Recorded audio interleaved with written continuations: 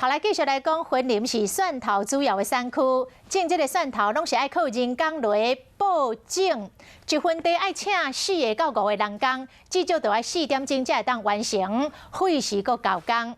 加上这个云林有长期欠工，甲农民高龄化的问题，所以种蒜头人力的成本是真悬。即摆有业者来研究出种蒜头的机器，大大来节省到人力甲时间的成本。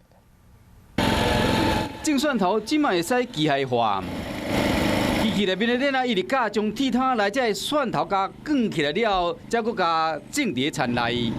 坐伫铁锅车顶控制方向，蒜头就种好啊。啊，若要转换一个方向，一个人嘛有法度。袂歹啦，还可以啦，安尼会用你啦，会用之后，啊有比恁种的较水无？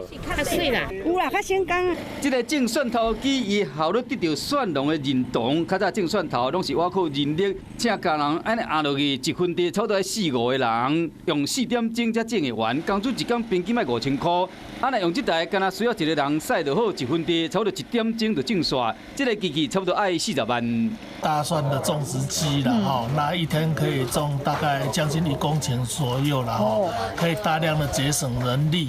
云林是蒜头的主要产区，加上是高经济作物，所以讲这个面积真宽。因为长期拢欠工人，甲农友拢高龄化，这是一个严重问题。所以讲开发出这款种蒜头的机械，希望讲未来会使代替人工来种蒜头。好种蒜头这项产业会使降低成本，提高效率，增加蒜农的收入。